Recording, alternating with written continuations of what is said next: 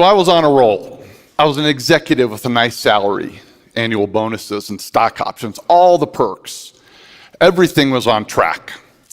And on Monday, January 7th, 2008, at 3 o'clock in the afternoon in a small conference room on the top floor of our building, the president of the company wanted to have a quick meeting with me, which wasn't unusual since he was my boss.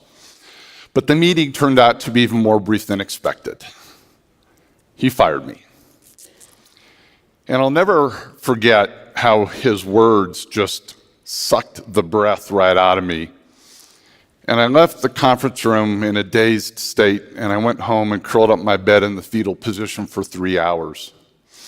And while I could go on in vivid detail about how I felt, what I did to my self-esteem, my finances, and so on, what I now realize is while that event created the greatest amount of discomfort I had ever felt, it was that discomfort, the departure from my ordered life, that forever changed it for the better.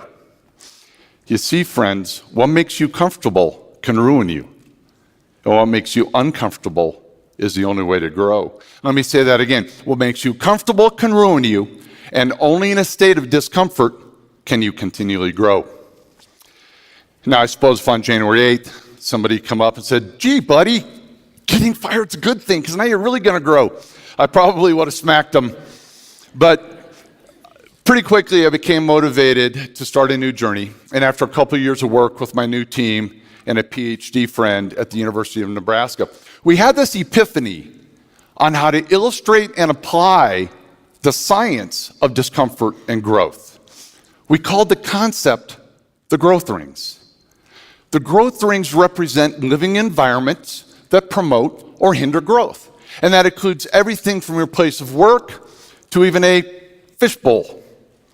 You see, what dictates the size of a goldfish is its environment. And while this goldfish lives in a very safe environment, it's also very limiting in most every way. And when placed in a more robust environment, like say a small pond, this can be the result. Now, it also means he could be eaten. But friends, this is you. The environments in which you work, live, and play, they're all a proverbial fishbowl that dictates your growth. So the first growth ring represents a low-performing, low-growth environment called stagnation. Stagnation is understood by having to follow too many steps and permissions and minutiae that stifles creativity, independent thought, and action. To imagine an environment such as this, think no further than our state and federal governments. Now, the antithesis of stagnation is chaos, also low growth and low performing. Chaos can be caused by internal or external events or conditions. We see chaos occur at times in business mergers, natural disasters, and horrific events like 9/11. Chaos is having zero predictability or control over inputs and outcomes. Coming back down the growth rings, next to stagnation is the most desirable environment, order. Order is knowing that what you do or what is happening in your environment leads to a predictable outcome. And in predictability, comfort is found. But comfort is also what makes order so dangerous. Because science shows that anytime you continually do something or even think about something the same way, you'll eventually stop growing.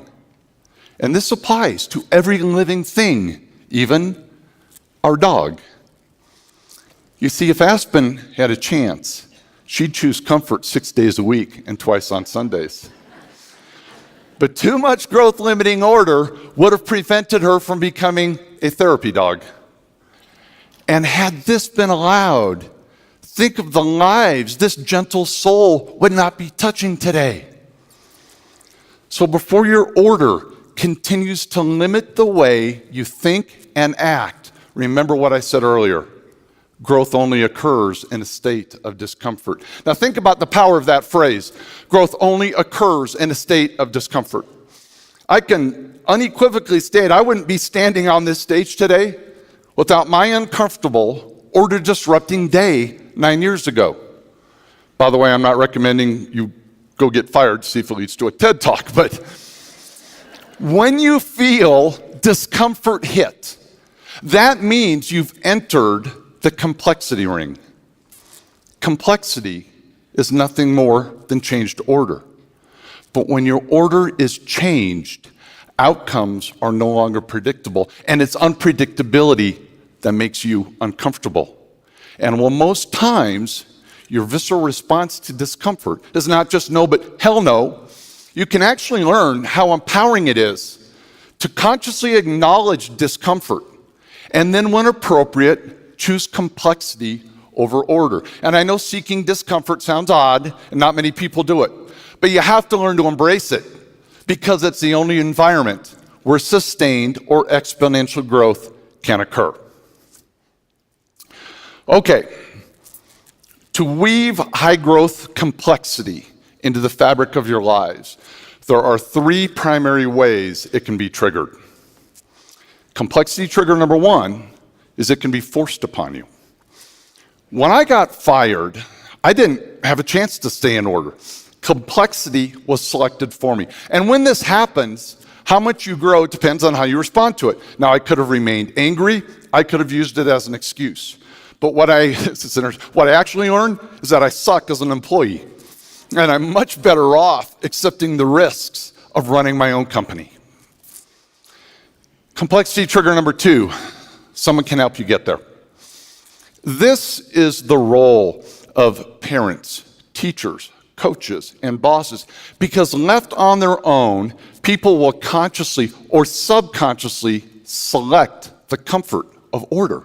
And they then need to be pushed into complexity in order to continue growing. My youngest daughter spent most of her high school life training to play tennis.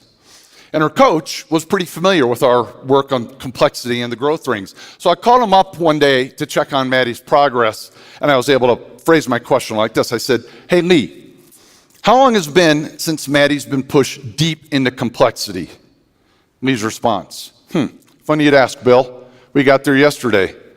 She broke down into tears on the tennis court."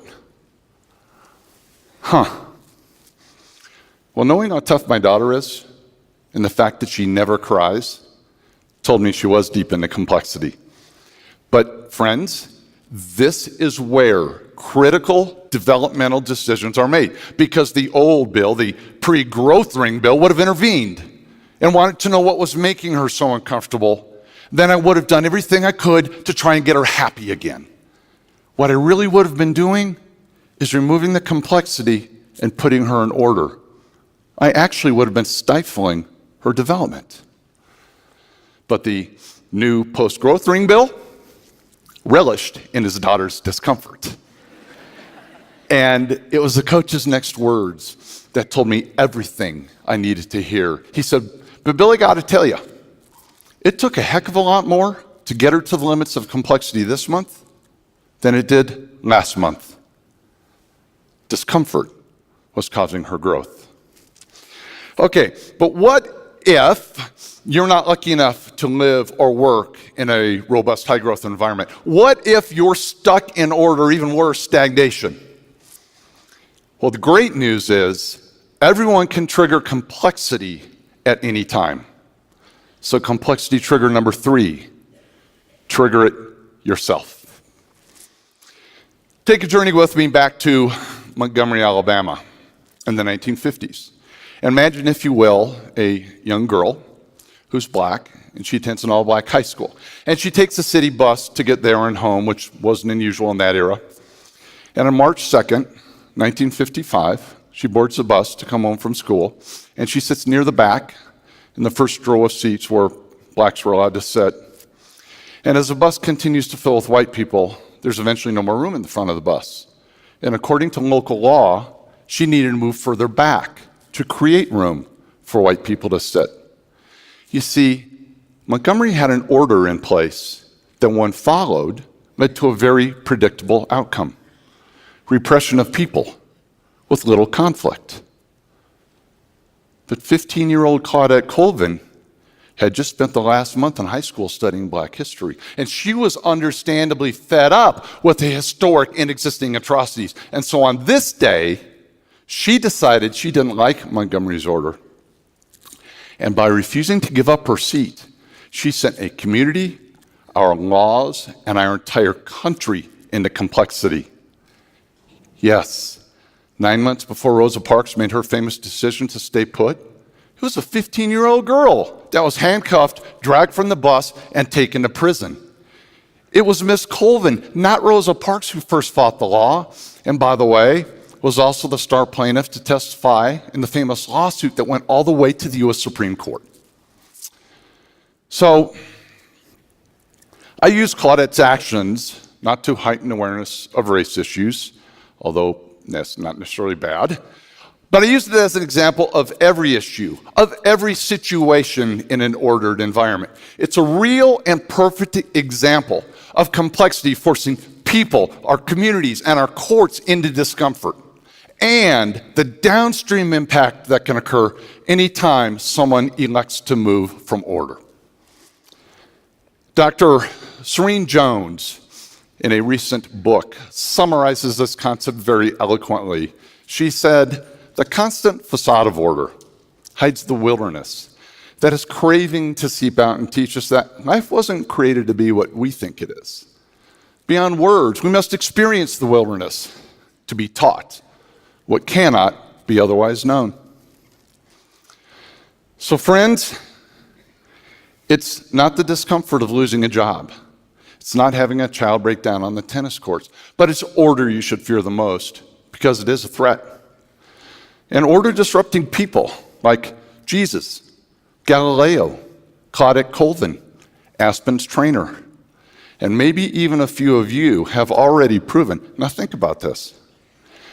It's not the complexity triggering individuals or events you should fear the most, but it's your own willingness to accept or seek discomfort that will dictate the growth of not just you, but our entire world. Thank you very much for allowing me to be a part of this.